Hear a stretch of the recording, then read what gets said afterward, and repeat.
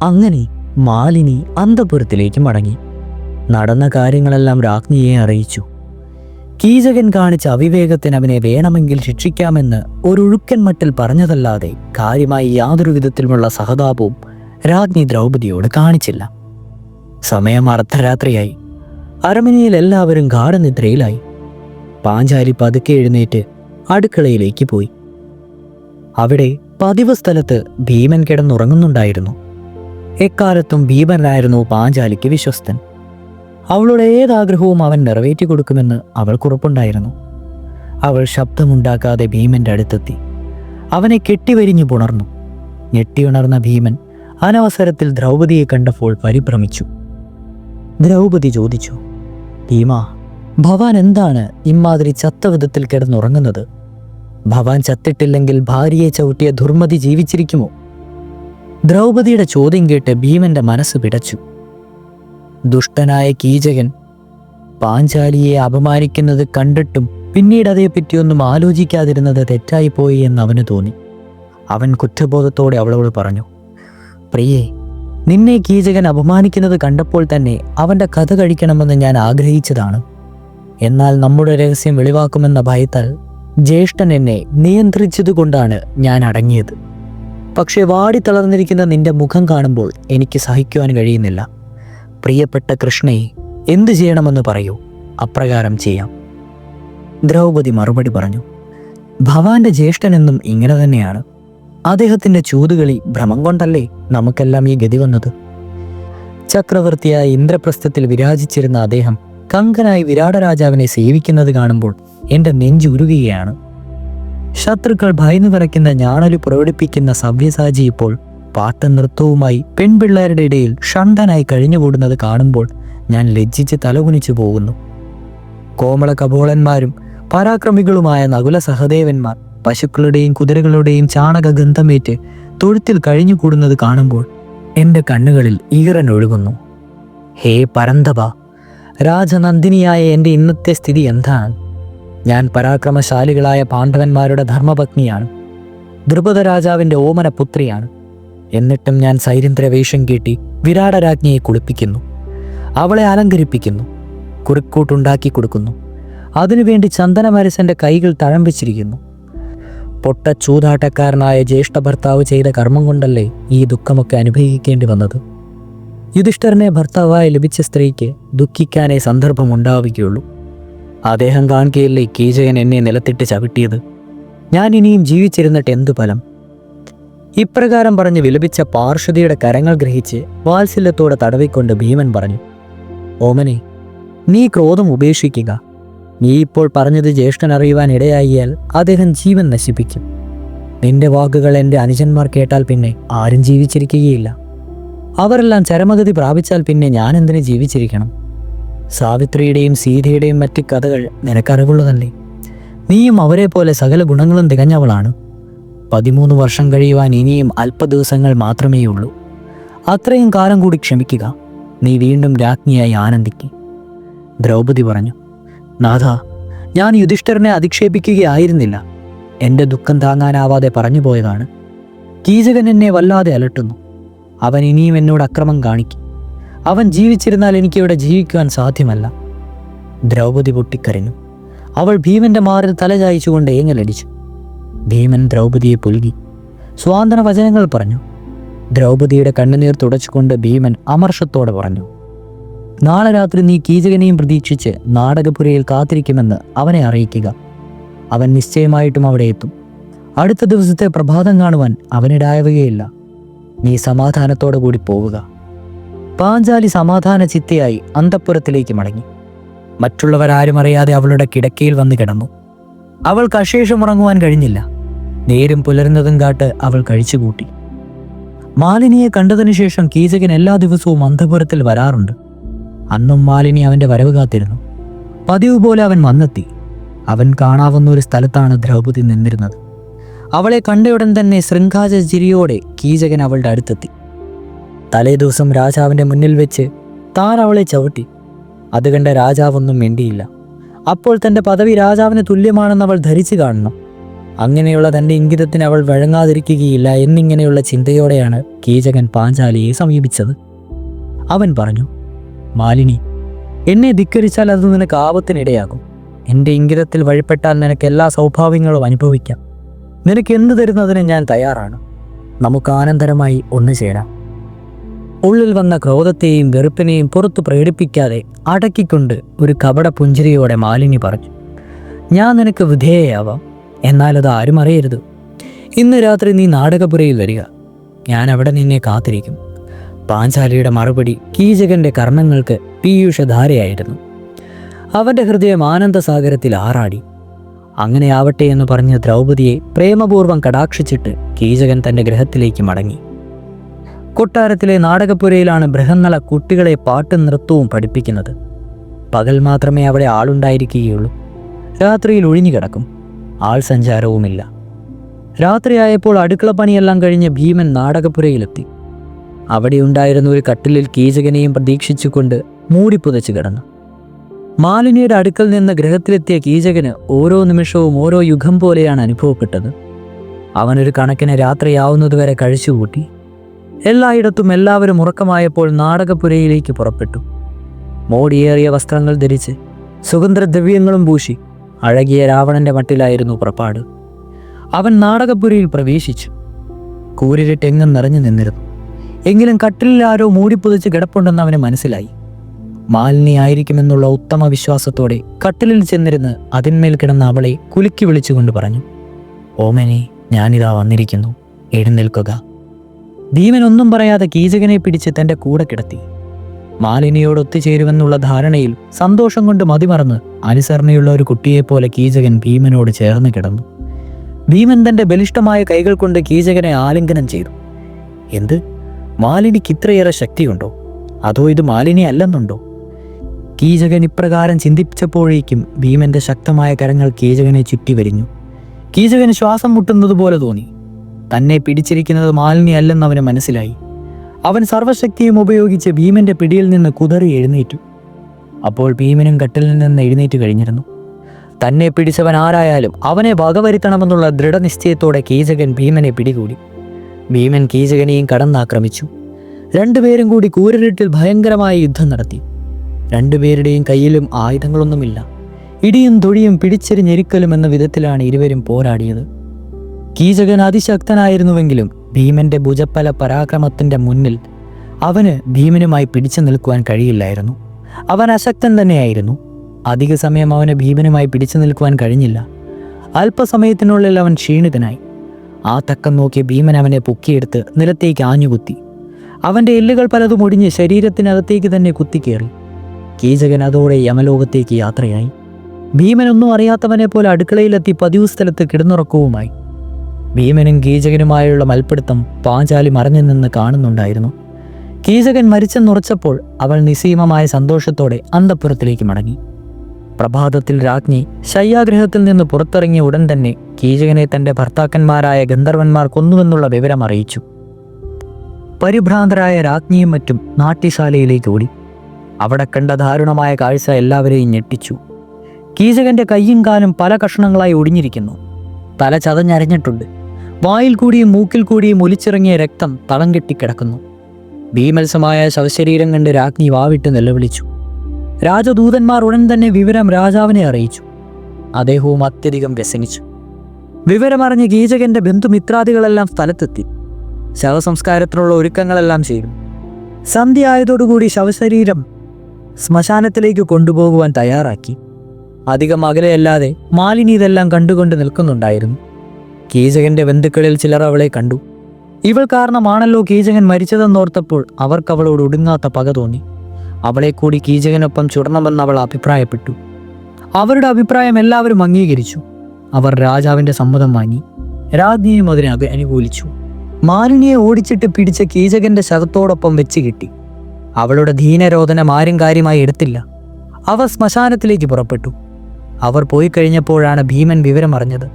അവൻ ശ്മശാനത്തിലേക്ക് കുതിച്ചു. അവർ ശ്മശാനത്തിലെത്തുന്നതിന് മുമ്പ് തന്നെ ഭീമൻ അവരെ തടഞ്ഞു നിർത്തി. അവിടെ കണ്ട ഒരു വലിയ മരം പിഴുതെടുത്ത് അവരെ ആക്രമിച്ചു. കീചകനെ കൊന്ന ഗന്ധർവനാണ് തങ്ങളെ ആക്രമിച്ചതെന്ന് വിശ്വസിച്ച് കീചകന്റെ ബന്ധുക്കൾ ഭീമന്റെ ആക്രമണത്തെ നേരിടുവാൻ കഴിയാതെ ശവശരീരം അവിടെ ഉപേക്ഷിച്ചിട്ട് ഓടി രക്ഷപ്പെട്ടു. അതിനിടയ്ക്ക് അവരിൽ 105 പേരെ ഭീമൻ കാലുപുരയ്ക്ക് അയച്ചു കഴിഞ്ഞിരുന്നു. ശവമഞ്ചത്തിൽ കെട്ടിപ്പെട്ടിരുന്ന പാഞ്ചാലിയുടെ കെട്ടുകളഴിച്ച് അവളെ മോചിപ്പിച്ചു. പാഞ്ചാലി പുഞ്ചിരിച്ചുകൊണ്ട് പറഞ്ഞു, എന്നെ മോചിപ്പിച്ച ഗന്ധർവേന്ദ്രന് നന്ദി. ഭീമൻ അവളെ സ്വാന്തനപ്പെടുത്തി അരമനയിലേക്ക് അയച്ചു. കീചകന്റെ ബന്ധുമിത്രാദികളിൽ അനവധി പേരെ കൊന്നുകൊണ്ട് ജനങ്ങൾ ഭയവിഹുലരായി. അവർ രാജാവിനെ സമീപിച്ചു പറഞ്ഞു, രാജാവേ, ഈ സൈരന്ധ്രിയെ ഇനിയും കൊട്ടാരത്തിൽ താമസിപ്പിക്കുന്നത് നന്നല്ല. അവളുടെ ഗന്ധർപ്പ ഭർത്താക്കന്മാർ അതീവ ശക്തന്മാരാണ്. അവർ മൂലം നമ്മുടെ രാജ്യത്തിന് കൂടുതൽ ആപത്തുണ്ടാവും. പൊതുജനങ്ങൾ പറഞ്ഞതിൽ കഴമ്പുണ്ടെന്ന് രാജാവിന് തോന്നി. മരിച്ചവരെ ദഹിപ്പിച്ച് അവരുടെ അപരക്രിയകളെല്ലാം വേണ്ടവണ്ണം ചെയ്യുന്നതിന് ഏർപ്പാടിയാക്കിയിട്ട് രാജാവ് പത്നിയുടെ അടുത്തെത്തി. മാലിനിയെ ഉടൻ തന്നെ കൊട്ടാരത്തിൽ നിന്ന് പുറത്തുവിടണമെന്ന് രാജ്ഞിക്ക് നിർദ്ദേശം കൊടുത്തു. തൻ്റെ സഹോദരന്റെ മരണത്തിനിടയാക്കിയ സൈരന്ധ്രിയെ കൊട്ടാരത്തിൽ നിന്ന് പുറക്കാക്കുന്നതിന് രാജ്ഞിക്ക് സമ്മതമായിരുന്നു. അവർ മാലിനിയെ വിളിപ്പിച്ചു പറഞ്ഞു. പാഞ്ചാലി ഭീമനോട് യാത്ര പറഞ്ഞ് കുളിച്ച് വസ്ത്രം മാറി രാജ്ഞിയുടെ മുമ്പാകെ എത്തി. രാജ്ഞി അവളോട് പറഞ്ഞു, മാലിനി, നിനക്ക് ഗന്ധർവബാധയുണ്ടെന്നറിഞ്ഞ് രാജാവ് ഭയപ്പെട്ടിരിക്കുകയാണ്. നീ ഇവിടെ താമസിക്കുന്നത് അദ്ദേഹത്തിന് ഇഷ്ടമല്ല. അതുകൊണ്ട് നിനക്കിഷ്ടമുള്ളിടത്തേക്ക് പോകാം. മാലിനി പറഞ്ഞു, പ്രിയപ്പെട്ട രാജ്ഞി, എൻ്റെ ഗന്ധർവ ഭർത്താക്കന്മാർ അകാരണമായി ആരെയും ഉപദ്രവിക്കുകയില്ല. അവർ വളരെ നല്ലവരാണ്. 13 ദിവസം കൂടി ഞാനിവിടെ താമസിക്കുന്നതിന് അനുവദിക്കുക. അത് കഴിയുമ്പോൾ അവർ ഇവിടെ നിന്ന് എന്നെ കൊണ്ടുപോയിക്കൊള്ളും. അവർ രാജാവിനും രാജ്ഞിക്കും രാജ്യത്തിനും വേണ്ട വിധത്തിലുള്ള ശ്രേയസ് ഉണ്ടാക്കിത്തരും. ഞാൻ പറയുന്നത് സത്യമാണ്. എന്നെ പൂർണ്ണമായി വിശ്വസിക്കുക. രാജ്ഞി ഇത് കേട്ടൊന്നും പറഞ്ഞില്ല. പാഞ്ചാലി ഉടൻ തന്നെ കൊട്ടാരത്തിൽ നിന്ന് പോകുവാൻ നിർബന്ധിച്ചതുമില്ല. അങ്ങനെയിരിക്കെ പാണ്ഡവന്മാരുടെ അജ്ഞാതവാസകാലത്ത് അവരെ കണ്ടുപിടിക്കുകയാണെങ്കിൽ അവർ വീണ്ടും 12 വർഷം വനവാസവും 1 വർഷം അജ്ഞാതവാസവും ചെയ്യേണ്ടി വരുമെന്നായിരുന്നല്ലോ ചൂത് കളിക്കുമ്പോഴുള്ള കരാറ്. അജ്ഞാതവാസം തുടങ്ങിയപ്പോൾ ദുര്യോധനനും കൂട്ടരും പാണ്ഡവന്മാരെ കണ്ടുപിടിക്കുവാനായി എല്ലാവിധത്തിലുമുള്ള ശ്രമങ്ങൾ നടത്തുന്നുണ്ടായിരുന്നു. അവർ എല്ലാ രാജ്യങ്ങളിലേക്കും ചാരന്മാരെ നിയോഗിച്ചിരുന്നു. എന്നാൽ പാണ്ഡവന്മാരെ പറ്റി ഒരു വിവരവും ചാരന്മാർക്ക് ലഭിച്ചില്ല. എങ്കിലും രാജ്യങ്ങൾ തോറും സഞ്ചരിച്ചിരുന്ന ചാരന്മാർ ഓരോ രാജ്യങ്ങളിലെയും വിശേഷങ്ങൾ അപ്പോൾ ദുര്യോധനനെ അറിയിച്ചുകൊണ്ടേയിരുന്നു. പാണ്ഡവന്മാരെ കണ്ടുപിടിക്കുവാൻ കഴിയാതിരുന്നതിൽ ദുര്യോധനാദികൾക്ക് കടുത്ത നിരാശയുണ്ടായിരുന്നു. അജ്ഞാതവാസക്കാലം അവസാനിക്കാറായി. ഇനിയും കുറച്ച് ദിവസങ്ങൾ മാത്രമേ ശേഷിച്ചിട്ടുള്ളൂ. അതുകൊണ്ട് കൂടുതൽ സമർത്ഥന്മാരായ ചാരന്മാരെ നിയോഗിച്ച പാണ്ഡവരെ കണ്ടുപിടിക്കുവാൻ ശ്രമിക്കണമെന്ന് ശകുനിയും കർണനും മറ്റും അഭിപ്രായപ്പെട്ടു. ഒരു ദിവസം പതിവ് പോലെ രാജസഭ കൂടി. മഹാമയൻ ഭീഷ്മർ, മഹാഗുരു ദ്രോണർ, മഹാനായ കൃപൻ, മഹാശക്തിശാലിയായും ബുദ്ധിശാലിയുമായി കണക്കാക്കപ്പെടുന്നത് ശകുനി മുതലായവർ എല്ലാവരും തന്നെ ആ സഭയിൽ ഹാജരായിട്ടുണ്ടായിരുന്നു. കൂടാതെ ദുര്യോധനന്റെ സ്നേഹിതനും തൃകർത്ത രാജ്യത്തിലെ രാജാവുമായ സുശർമനും ഉണ്ടായിരുന്നു. ചില ഭാഗങ്ങളിലേക്ക് പോയിരുന്ന ചാരന്മാർ സഭയിലെത്തി. അവർ നാട്ടിലും നഗരത്തിലും വനത്തിലുമൊക്കെ പാണ്ഡവന്മാരെ അന്വേഷിച്ച് നടന്നിട്ടും എങ്ങും അവരെ കണ്ടെത്തുവാൻ കഴിഞ്ഞില്ലെന്നുള്ള വിവരം അറിയിച്ചു. അക്കൂട്ടത്തിൽ അവർ വിരാട രാജ്യത്തിൽ പോയതും അവിടുത്തെ സൈന്യാധിപനും രാജാവിൻ്റെ സാല്യനുമായ കീചകനെ ചില ഗന്ധർവന്മാർ കൊന്നതുമായ വൃത്താന്തം സംസാരത്തിൽ പറയുകയുണ്ടായി. ശരീരബലം കൊണ്ടും അഭ്യാസ പാടവം കൊണ്ടും അജയനായിരുന്ന കീചകനെ കൊന്നുവെന്ന് കേട്ടപ്പോൾ അതിലൊരു പാണ്ഡവന്മാർക്ക് പങ്കുണ്ടോ എന്ന സംശയം ചിലർക്കുണ്ടാകാതിരുന്നില്ല. ചത്തത് കീചകനെങ്കിൽ കൊന്നത് ഭീമൻ തന്നെയെന്ന് ചിലർ അഭിപ്രായപ്പെടുകയും ചെയ്തു. എങ്കിലും കീചകന്റെ മരണത്തിന് കൗരവർ അത്ര വലിയ പ്രാധാന്യമൊന്നും കൽപ്പിച്ചില്ല. എന്നാൽ ആ സഭയിലുണ്ടായിരുന്ന തൃകർത്ത രാജാവ് സുശർമന് കീചകന്റെ മരണം വളരെ പ്രാധാന്യമുള്ള ഒരു വാർത്തയായിരുന്നു. അദ്ദേഹത്തിന് പലപ്പോഴും വിരാട രാജധാനിയുമായി ഏറ്റുമുട്ടേണ്ടി വന്നിട്ടുണ്ട്. ഈ സന്ദർഭങ്ങളിലെല്ലാം അയാൾക്ക് തോൽവിയും പറ്റിയിട്ടുണ്ട്. വിരാടന്റെ വിജയത്തിന്റെ ഏക കാരണം സർവ്വസൈന്യാധിപനായ കീചകന്റെ അപാരമായ കഴിവുകളായിരുന്നു. കീചകൻ മരിച്ചതുമൂലം വിരാടൻ ചിറകറ്റ പക്ഷിയെപ്പോലെ ആയിരിക്കുന്നു. വിരാടനോടുള്ള പക വീട്ടുവാൻ ഇതാണ് പറ്റിയ അവസരമെന്ന് സുശർമന് തോന്നി. കൗരവരുടെ സഹായം കൂടി ഉണ്ടായാൽ വിരാടനെ നിഷ്പ്രയാസം തോൽപ്പിക്കാമെന്ന് അദ്ദേഹത്തിന് ഉറപ്പുണ്ടായിരുന്നു. സുശർമൻ പറഞ്ഞു, മത്സരാജ്യം വളരെ ധന്യസമൃദ്ധിയുള്ള നാടാണ്. 100,000 പല വിധത്തിലുള്ള ഒന്നാന്തരം പശുക്കൾ അവിടെയുണ്ട്. സ്വർണം, വെള്ളി, രത്നം തുടങ്ങിയവയുടെ ഒരു വലിയ ശേഖരം വിരാടത്തിനുണ്ട്. കീചകന്റെ മരണത്തോടുകൂടി ശക്തി ക്ഷയിച്ചിരിക്കുന്ന വിരാട രാജാവിനെ ആക്രമിച്ച് അവന്റെ രാജ്യവും ധനവും കൈവശപ്പെടുത്തുവാൻ പറ്റിയ അവസരമാണിത്. കൂടാതെ വിരാടൻ കൗരവരുടെ എതിർചേരിയിൽ പ്രവർത്തിക്കുന്ന രാജാവെന്ന നിലയ്ക്ക് അവന്റെ ശക്തി ക്ഷയിപ്പിക്കേണ്ടത് ആവശ്യവുമാണല്ലോ. സുശർമന്റെ അഭിപ്രായം സ്വീകാര്യമാണെന്ന് ദുര്യോധനന് തോന്നി. കർണനും ശകുനിയും അത് ശരിവെക്കുകയും ചെയ്തു. ധാരാളം ഗോസമ്പത്തുള്ള രാജ്യമാണ് വിരാടം. അത് മുഴുവൻ പിടിച്ചെടുത്താൽ അവരുടെ ശക്തിയും അഹങ്കാരവും കുറയും. പിന്നെ വലിയ യുദ്ധവുമൊന്നുമില്ലാതെ അവർ കീഴടങ്ങുകയും ചെയ്യും. അതുകൊണ്ട് വിരാട രാജ്യത്തെ തന്നെ ആക്രമിച്ച് കീഴടക്കുന്നതിന് മുമ്പായി അവിടെയുള്ള പശുക്കളെയെല്ലാം പിടിച്ചെടുക്കണമെന്ന് ദുര്യോധനൻ നിർദ്ദേശിച്ചു. ആ നിർദ്ദേശം എല്ലാവർക്കും സ്വീകാര്യമായി. സുശർമൻ തൃകൃത്തിയിലേക്ക് മടങ്ങി. സൈന്യവുമായി വിരാട രാജ്യത്തിന്റെ അതിർത്തിയിലെത്തുവാനും അപ്പോഴേക്കും കൗരവരും സൈന്യസമേതം വിരാട രാജ്യത്തിലേക്ക് എത്തിക്കൊള്ളുവാനും ഇരുകൂട്ടരും വിരാടത്തിലെ പശുക്കളെയെല്ലാം അപഹരിച്ചു പോകുന്നതിനും തീർച്ചപ്പെടുത്തി. സുശർമൻ തൃകൃത്തിയിലേക്ക് മടങ്ങി. സൈന്യങ്ങളെയെല്ലാം സജ്ജീകരിച്ച് വിരാടത്തിലേക്ക് പുറപ്പെട്ടു. അവർ നഗരത്തിനടുത്തെത്തി. വിരാട രാജാവിന്റെ വലിയ ഗോശാലകൾ അവിടെ ഉണ്ടായിരുന്നു. സൈന്യം ഗോശാലകൾ വളഞ്ഞു. ഏതാനും ഗോപാലകന്മാർ മാത്രമേ അവിടെ ഉണ്ടായിരുന്നുള്ളൂ. ഭടന്മാർ അവരെ കഠിനമായി മർദ്ദിച്ചു. പശുക്കളെ ഗോശാലകൾക്ക് പുറത്തിറക്കി തൃകൃത്തിയിലേക്ക് തെളിച്ചു കൊണ്ടുപോയി. ഗോപാലകന്മാർ വിരാട രാജാവിന്റെ കൊട്ടാരത്തിലെത്തി. നടന്ന വിവരമെല്ലാം രാജാവിനെ അറിയിച്ചു. ഉടൻ തന്നെ സൈന്യങ്ങളെ സജ്ജീകരിച്ച് തൃകൃത്തന്മാരെ പിന്തുടർന്ന് പശുക്കളെ വീണ്ടെടുക്കുവാനായി രാജാവ് കൽപ്പന നൽകി. സേനാനായകന്മാർ സൈന്യങ്ങളെ ഒരുക്കി. ഗോഹർണ വാർത്തയറിഞ്ഞ് ധാരാളം ജനങ്ങൾ കൊട്ടാരത്തിൽ തടിച്ചുകൂടി. തൃകൃത്തന്മാരോട് ഏറ്റുമുട്ടുവാൻ വിരാട രാജാവിന്റെ നേതൃത്വത്തിൽ പുറപ്പെട്ട സൈന്യത്തോടൊപ്പം അവരും ചേർന്നു. കങ്കനെയും വല്ലഭനെയും ഗ്രന്ഥികനെയും തന്ത്രിവാലിനെയും കൂടി പോരിന് കൊണ്ടുപോകണമെന്ന് രാജാവ് നിർദ്ദേശിച്ചു. അങ്ങനെ യുധിഷ്ഠിരനും ഭീമനും നകുലനും സഹദേവനും പോർച്ചട്ടയണിഞ്ഞ് വിരാട സൈന്യത്തോടൊപ്പം പോയി. അവരെല്ലാം ക്ഷണനേരം കൊണ്ട് തൃകൃത്താ സൈന്യത്തെ പിന്തുടർന്നു. വിരാട സൈന്യം തങ്ങളെ അനുവാദനം ചെയ്ത് സമീപത്തെത്തിയെന്ന് മനസ്സിലാക്കിയ സുശർമൻ തന്റെ സൈന്യത്തെ തിരിച്ചു നിർത്തി പോരിന് തയ്യാറായി. വിരാട സൈന്യം തൃകൃത്ത സൈന്യവുമായി ഏറ്റുമുട്ടി. പശുക്കളെ നിയന്ത്രിക്കുവാനും നയിക്കുവാനും ആളില്ലാതെ വന്നപ്പോൾ അവ സ്വാഭാവികമായി അവയുടെ തൊഴുത്തിലേക്ക് മടങ്ങി. അപ്രകാരം മടങ്ങിയെത്തിയ പശുക്കളെ ഗോപാലകന്മാർ തൊഴുത്തിൽ കയറ്റി ബന്ധിക്കുകയും ചെയ്തു. ഉഗ്രമായ ഒരു യുദ്ധമാണ് അവിടെ നടന്നത്. ഇരുവിഭാഗങ്ങളിലും ധാരാളം ആളുകൾ മരിച്ചു വീണു. തേരുകൾ തകർന്നു വീണു.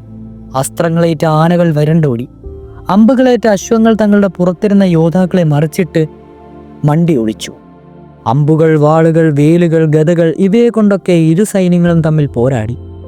പടക്കളത്തിൽ നിന്നുയർന്ന പൊടിപടലം കൊണ്ട് പരസ്പരം കാണുവാൻ തന്നെ വിഷമമായി. ഇതിനിടയ്ക്ക് തൃകൃത്ത രാജാവും വിരാട രാജാവും തമ്മിൽ നേരിട്ട് ഏറ്റുമുട്ടി. ഉഗ്രമായ പോരാട്ടത്തിന്റെ അവസാനത്തിൽ സുശർമൻ വിരാടന്റെ സൂതനെ കൊന്നു. കുതിരകളെ എയ്തു വീഴ്ത്തി. രഥം ഛിന്ന ഭിന്നമാക്കി. ഇനി എന്തെന്ന് വിചാരിച്ച വിരാടൻ നിലാരംഭനായി നിൽക്കുമ്പോൾ ഞൊടിയിട കൊണ്ട് തൃകൃത്തൻ രഥത്തിൽ നിന്ന് ചാടിയിറങ്ങി വിരാടനെ പിടികൂടി. അവൻ പിടിച്ചു വലിച്ചു. തൻ്റെ രഥത്തിൽ കയറ്റി. സുശർമൻ തേരോടിച്ചുപോയി. തങ്ങളുടെ രാജാവിനെ എതിരാളി ബന്ധനസ്ഥയാക്കിയെന്നറിഞ്ഞപ്പോൾ വിരാട സൈന്യം ഭീതിയോടെ തിരിഞ്ഞ് ഓടുവാൻ തുടങ്ങി. ഇത് കണ്ട് യുധിഷ്ഠിരൻ ഭീമനോട് പറഞ്ഞു, ഭീമ, വിരാട രാജാവ് നമ്മെ ബഹുമാനപൂർവ്വം സംരക്ഷിച്ചവനാണ്. അദ്ദേഹത്തെ രക്ഷിക്കേണ്ടത് നമ്മുടെ കടമയാണ്. ആകയാൽ നീ അദ്ദേഹത്തെ ബന്ധന വിമുക്തനാക്കണം. ജ്യേഷ്ഠന്റെ ആജ്ഞ ഞാൻ ഉടനെ നിർവഹിക്കാമെന്ന് പറഞ്ഞുകൊണ്ട് ഭീമൻ അടുത്തു നിന്നിരുന്ന ഒരു വലിയ വൃക്ഷം പിഴുതുന്നതിന് ഒരുമ്പിട്ടു. യുധിഷ്ഠിരൻ ഭീമനെ തടുത്തിട്ട് പറഞ്ഞു, മരം അവിടെ നിൽക്കട്ടെ. മരം കൊണ്ട് നീ അമാനുഷ്യകൃത്യം ചെയ്താൽ നീ ഭീമനാണെന്ന് എല്ലാവരും അറിയും. അതിനിട വരുത്തേണ്ട. മനുഷ്യോചിതമായ ആയുധങ്ങൾ ഉപയോഗിച്ചാൽ മതി. മാധുരയന്മാരും നിനക്ക് തുണയ്ക്കായി ഉണ്ടാവും. ഭീമനും നകുലനും സഹദേവനും സുശർമാവിന്റെ തേരിന് പിന്നാലെ കുതിച്ചു. നിമിഷ നേരത്തിനുള്ളിൽ അവർ സുശർമാവിനോട് ഏറ്റുമുട്ടി. പാമ്പിനെ തല്ലിക്കൊല്ലുന്ന ലാഘവത്തോടെ സുശർമന്റെ ചുറ്റിനുമുണ്ടായിരുന്ന ഭടന്മാരെ ഭീമൻ ഗദ കൊണ്ട് അടിച്ചു വീഴ്ത്തി. സുശർമൻ ഇത് കണ്ട് അത്ഭുതപ്പെട്ടു. മാതൃ സൂതന്മാർ വാളുകൊണ്ട് തൃകൃത്ത സൈന്യങ്ങളെ അരിഞ്ഞു വീഴ്ത്തി.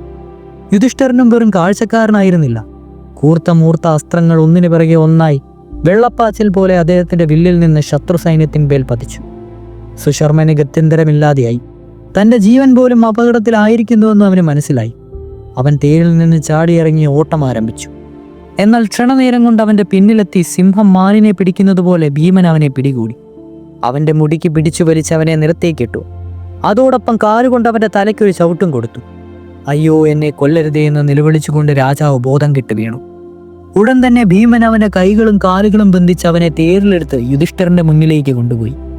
പാണ്ഡവന്മാരുടെ ഉഗ്രമായ ആക്രമണമേറ്റ് തൃകൃത്ത സൈന്യം നട്ടം തിരിഞ്ഞു. അപ്പോഴാണ് രഥത്തിൽ നിന്നും അവരവരുടെ രാജാവ് ഇറങ്ങിയോടിയതും അദ്ദേഹം ഭീമന്റെ കൈകളിൽ ബന്ധനസ്ഥനായി അകപ്പെട്ടതും അവർ കാണുന്നത്. അവർ പരാജയബോധത്തോടെ പിന്തിരിഞ്ഞോടുവാൻ തുടങ്ങി. ഭീമൻ ധർമ്മപുത്രരുടെ മുന്നിലെത്തി. തൃകർത്തന്റെ കയ്യിലും കാലിലും ഉണ്ടായിരുന്ന കെട്ടുകൾ അഴിച്ചു. അവൻ അപ്പോഴേക്കും ബോധം തെളിഞ്ഞു വന്നിരുന്നു. അവനെ തേരിൽ നിന്നിറക്കി യുധിഷ്ഠിരന്റെ മുമ്പാകെ നിർത്തിയിട്ട് പറഞ്ഞു, ഇതാ സുശർമാവ്, പശുക്കളെ അപഹരിച്ച തൃകർത്ത രാജാവ്. യുധിഷ്ഠിരൻ പറഞ്ഞു, വല്ലഭ, ഇനിയും അവനെ ഉപദ്രവിക്കാതെ വിട്ടേക്കൂ. തൃകർത്ത രാജാവേ, നീ സ്വതന്ത്രനായിരിക്കുന്നു, നിനക്ക് പോകാം. മേലിൽ ഇപ്രകാരം ഒന്നും ചെയ്യരുത്.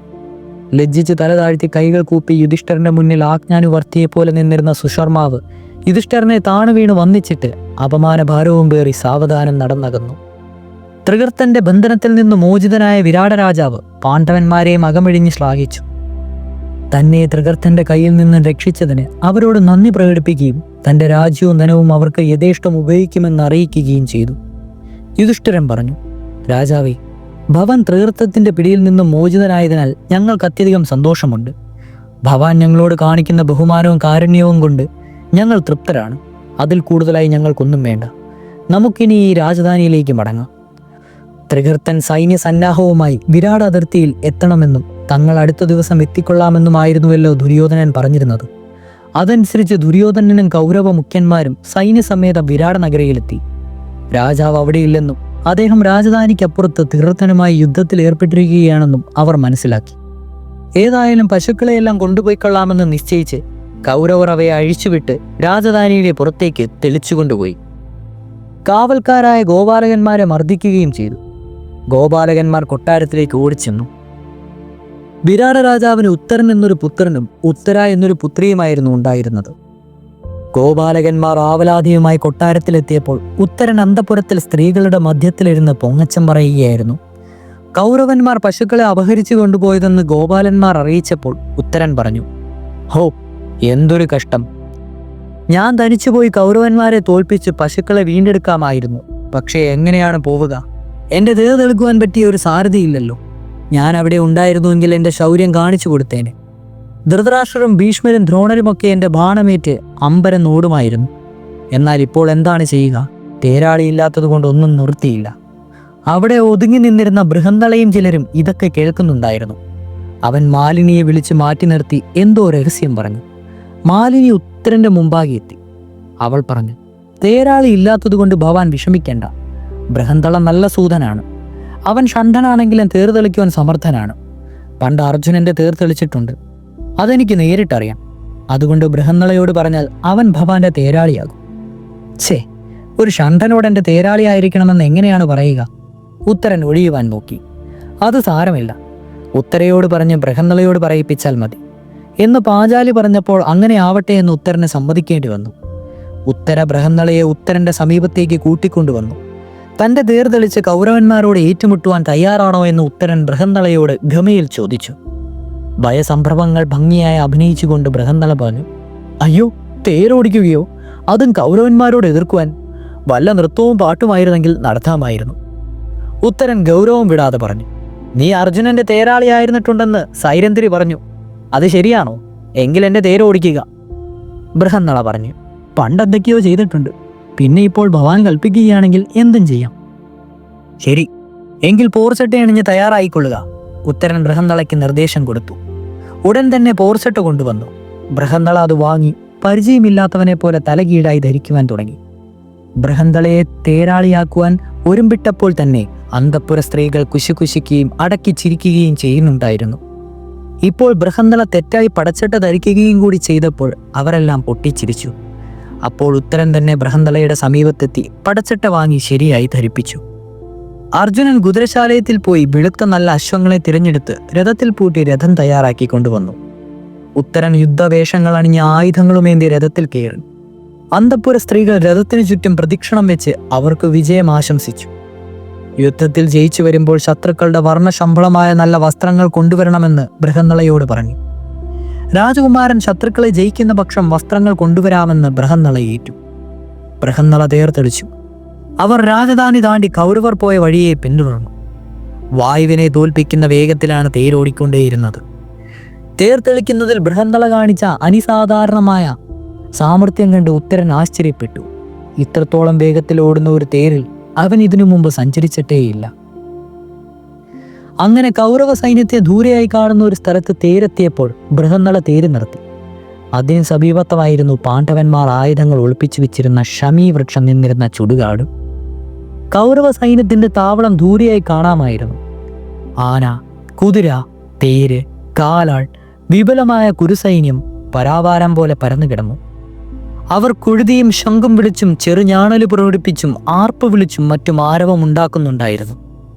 വിപുലമായ കുരുസൈന്യവും അവരുടെ ആഹ്ലാദ പ്രകടനവും കണ്ടപ്പോൾ ഉത്തരൻ ജീവച്ഛവമായി. ഇവരോട് ഏറ്റുമുട്ടിയാൽ നിമിഷങ്ങൾക്കുള്ളിൽ തന്റെ കഥ കഴിയുമെന്ന കാര്യത്തിൽ അവന് സംശയമില്ലായിരുന്നു. അവന്റെ നെറ്റി വിയർപ്പു. അവൻ അടിമുടി വിറയ്ക്കുവാൻ തുടങ്ങി. അന്തഃപുരത്തിൽ സ്ത്രീകളുടെ ഇടയിൽ നിന്നുകൊണ്ട് വീമ്പ് പറഞ്ഞ ആത്മപ്രശംസ നടത്തിയ അവന്റെ കണ്ടമിടറി. വളരെ പ്രയാസപ്പെട്ടാണ് വാക്കുകൾ പുറത്തേക്ക് വന്നത്. അവൻ ഗദ്ഗതത്തോട് പറഞ്ഞു, ബൃഹന്തള, ഹോ, എന്തു വിപുലമായ സൈന്യമാണ് കൗരവർക്കുള്ളത്. അവരോട് എനിക്ക് പൊരുതി നിൽക്കുവാനാവില്ല. എനിക്ക് തല ചുറ്റുന്നു. വേഗം തേര് തിരിച്ചുവിടൂ. എന്നാൽ ഉത്തരൻ പറഞ്ഞത് വകവയ്ക്കാതെ തേര് മുന്നോട്ട് വിടാൻ ബൃഹന്തള തുനിഞ്ഞപ്പോൾ ഉത്തരൻ തേരിൽ നിന്ന് പുറത്തേക്ക് ചാടി. ബൃഹന്തളയും അവന്റെ കൂടെ ചാടി. അവനെ പിടികൂടി കൊണ്ടുവന്ന് തേരിലിരുത്തി ശകാരിക്കുകയും പരിഹസിക്കുകയും ഉപദേശിക്കുകയും ചെയ്തു. അതുകൊണ്ടൊന്നും ഒരു ഫലവും ഉണ്ടായില്ല. ഉത്തരൻ പൂച്ചയെ കണ്ട എലിയെപ്പോലെ വിറയ്ക്കുകയായിരുന്നു. അവസാനം അവൻ യുദ്ധം ചെയ്യേണ്ടെന്നും താൻ തന്നെ യുദ്ധം ചെയ്ത് ശത്രുക്കളെ തോൽപ്പിച്ച് പശുക്കളെ വീണ്ടെടുക്കാമെന്നും അവൻ ഉറപ്പുകൊടുത്തു. അവന് കുറച്ച് ധൈര്യവും തോന്നി. ബൃഹന്തള ആയുധങ്ങൾ ഒളിച്ചു വെച്ചിരുന്ന ശമീവൃക്ഷത്തിന്റെ സമീപത്തേക്ക് തേരോടിച്ചു. വൃക്ഷത്തിൽ കയറി ആയുധങ്ങൾ എടുക്കുന്നതിന് ഉത്തരനെ നിയോഗിച്ചു. അവൻ ആയുധങ്ങൾ കയറി തൂക്കി താഴെ ഇറക്കി. പൊതിഞ്ഞു വെച്ചിരുന്ന ആയുധങ്ങളുടെ കെട്ടഴിച്ചു. സ്വർണവും രത്നവും പതിച്ച വില്ലുകൾ, തേച്ചുമിനുക്കി മൂർച്ച വെപ്പിച്ചിട്ടുള്ള ശരങ്ങൾ, സ്വർണപ്പിടിയുള്ളതും ദിവ്യവുമായ ഖഡ്ഗങ്ങൾ, രത്നഹിതമായ പിടിയോടുകൂടിയുള്ള പിന്നിത്തിളങ്ങുന്ന വാളുകൾ തുടങ്ങി നിരവധി ആയുധങ്ങളും വിശേഷപ്പെട്ട കവചങ്ങളും ആ കെട്ടിലുണ്ടായിരുന്നു. ആയുധങ്ങളിൽ നിന്ന് ദിവ്യരശ്മികൾ പ്രകാശിച്ചുകൊണ്ടേയിരുന്നു. ഇതെല്ലാം കണ്ടപ്പോൾ ഉത്തരനുണ്ടായ വിസ്മയം അവർണ്ണനീയമായിരുന്നു. അവൻ ആ ദിവ്യായുധങ്ങളും ബൃഹന്തളയെയും മാറി മാറി നോക്കി. ആരാണ് ഈ ബൃഹന്തള? ആരുടേതാണ് ദിവ്യമായ ഈ ആയുധങ്ങൾ? അവൻ അന്താളിച്ചു. ഇവന്റെ മനസ്സ് ആകെ കുഴങ്ങി. ഉത്തരന്റെ ചിന്താഗതി മനസ്സിലാക്കിയ അർജുനൻ പറഞ്ഞു, എന്താ, ഇതെല്ലാം നിന്നെ അത്ഭുതപ്പെടുത്തുന്നു അല്ലേ? ഈ ആയുധങ്ങളെല്ലാം പാണ്ഡവന്മാരുടേതാണ്. അവർ അജ്ഞാതവാസം തുടങ്ങിയപ്പോൾ ഇവിടെ ഭദ്രമായി ഒളിപ്പിച്ചു വെച്ചതാണ്. ഇന്നലെ അവരുടെ 1 വർഷത്തെ അജ്ഞാതവാസക്കാലം പൂർത്തിയായിരിക്കുന്നു. അതുകൊണ്ടാണ് ഇപ്പോൾ നിന്നെ കൊണ്ട് ഇത് എടുപ്പിച്ചത്. അർജുനന്റെ വാക്കുകൾ ഉത്തരന്റെ ആശ്ചര്യത്തെ വർദ്ധിപ്പിച്ചതേയുള്ളൂ. അവൻ ചോദിച്ചു, പാണ്ഡവന്മാരൊക്കെ ഇപ്പോൾ എവിടെയാണ്? അർജുനൻ പറഞ്ഞു, അവരെല്ലാം വിരാട രാജാവിന്റെ കൊട്ടാരത്തിൽ താമസിക്കുന്നു. നിന്റെ അച്ഛനോടൊപ്പം ചൂതാടുന്ന കങ്കൻ യുധിഷ്ഠിരനാണ്. ഭീമനാണ് ആര്യവെപ്പുകാരനായ വല്ലഭൻ. നകുല സഹദേവന്മാർ അശ്വപാലകനായും ഗോപാലകനായും അവിടെ വസിക്കുന്ന ഗ്രന്ഥിയും തന്ത്രിപാലനുമാണ്. അന്തഃപുരത്തിൽ സൈരന്ധ്രിയായി ജോലി ചെയ്യുന്ന മാലിനി പാണ്ഡവരുടെ ധർമ്മപത്നിയായ പാഞ്ചാലിയാണ്. ഇതുകൂടി കേട്ടപ്പോൾ ഉത്തരൻ അമ്പരന്നു. അവന്റെ ആശ്ചര്യം 1000 മടങ്ങ് വർദ്ധിച്ചു. ഇതൊക്കെ വിശ്വസിക്കുവാൻ പ്രയാസമുള്ള യക്ഷിക്കഥയായിട്ടാണ് അവന് തോന്നിയത്. അവൻ ചോദിച്ചു, അപ്പോൾ അർജുനനോ? അദ്ദേഹം എവിടെയാണ്? അർജുനൻ പുഞ്ചിരിച്ചുകൊണ്ട് പറഞ്ഞു, ഇതാ നിന്റെ മുന്നിൽ നിൽക്കുന്നു. ബൃഹന്തളയായ ഞാൻ അർജുനനാണ്. ഉത്തരൻ ഇത് കേട്ട് ഞെട്ടിങ്ങി. ഉത്തരൻ മറുപടി പറഞ്ഞു, അയ്യോ, അങ്ങ് ഷണ്ഡനാണല്ലോ. അർജുനൻ ഷണ്ഡനാണോ? അർജുനൻ മറുപടി പറഞ്ഞു, അതൊരു പ്രത്യേക കഥയാണ്. അതേപ്പറ്റി പിന്നീട് പറയാം. എന്നാൽ ഇന്നു മുതൽ ഞാൻ ഷണ്ഡനല്ല. ഉത്തരന് പിന്നെയും ഒരു സംശയം. അർജുനന് 10 പേരുകളുണ്ടെന്നും ജപിച്ചാൽ ഭയം അകലുമെന്നും കേട്ടിട്ടുണ്ട്. അത് ബൃഹന്തളയ്ക്ക് അറിയാമോ? എങ്കിൽ ബൃഹന്തള അർജുനനാണെന്ന് വിശ്വസിക്കാം. അവൻ അക്കാര്യം ബൃഹന്തളയോട് പറഞ്ഞു. അർജുനൻ മറുപടി പറഞ്ഞു, ശരിയാണ്, എനിക്ക് 10 പേരുകളുണ്ട്. കേട്ടുകൊള്ളുക. അർജുനൻ, വിജയൻ, ജിഷ്ണു, കിരീടി, ശ്വേതവാഹനൻ, പീവൽസു, ബൽഗുണൻ, പാർത്ഥൻ, സവ്യസാചി, ധനഞ്ജയൻ. ഇപ്രകാരം 10 നാമങ്ങൾ ഉണ്ടാവാനുള്ള കാരണം എന്താണെന്ന് ചോദിച്ച ഉത്തരനോട് അർജുനൻ പറഞ്ഞു, എന്നെപ്പോലെ വെളുത്ത നിറം ആർക്കും ഇല്ലാത്തതുകൊണ്ടാണ് ഞാൻ അർജുനനായത്. ബൽഗുണൻ നക്ഷത്രത്തിൽ ജനിച്ചതാൽ ഞാൻ ബൽഗുണനായി. ദേവന്മാർക്കും മനുഷ്യന്മാർക്കും ഒരേപോലെ ദുർവരനും, അതായത് തടുക്കുവാൻ വയ്യാത്തവനും, ദുരാദർശനും, അതായത് ആരാലും ആക്രമിക്കപ്പെടുവാൻ കഴിയാത്തവനും ഇന്ദ്രപുത്രനും ആയതുകൊണ്ട് ജിഷ്ണു, അതായത് ജയശീലൻ എന്ന പേരുണ്ടായി. ദേവന്മാർക്ക് പോലും അജേയരായ അസുരന്മാരെ കൊന്നപ്പോൾ ദേവചക്രവർത്തിയായ ഇന്ദ്രൻ എൻ്റെ ശിരസിൽ കിരീടം വെച്ച് അലങ്കരിച്ചു. അന്നേരം എന്നെ എല്ലാവരും കിരീടി എന്ന് വിളിച്ചു. ആരോട് യുദ്ധം ചെയ്താലും പരാജയപ്പെടുന്നില്ലെന്ന് കണ്ടപ്പോൾ എന്നെ വിജയൻ എന്നെല്ലാവരും വിളിച്ചു. നാടൊക്കെ ജയിച്ച് ധാരാളം ധനം സമ്പാദിക്കുകയാൽ ഞാൻ ധനഞ്ജയനായി. വെളുത്ത കുതിരകളെ മാത്രമേ എൻ്റെ രഥത്തിൽ പൂട്ടുകയുള്ളൂവെന്നതുകൊണ്ട് ഞാൻ ശ്വേതവാഹനനായി. യുദ്ധത്തിൽ ഒരിക്കലും ഭീമത്സമായ കാര്യം ചെയ്യാത്തതിനാൽ എല്ലാവരും എന്നെ ബീവൽസു എന്ന് വിളിച്ചു. ഗാന്ഡീവ് എന്ന വില്ല് വലിക്കുവാനും അസ്ത്രം ചെയ്യുവാനും എനിക്ക് ഇടത് കൈയും വലത് കൈയും ഒരേപോലെ സ്വാധീനമാണ്. അതുകൊണ്ടെന്നെ സവ്യസാചി എന്നും വിളിക്കുന്നു. തുടരും.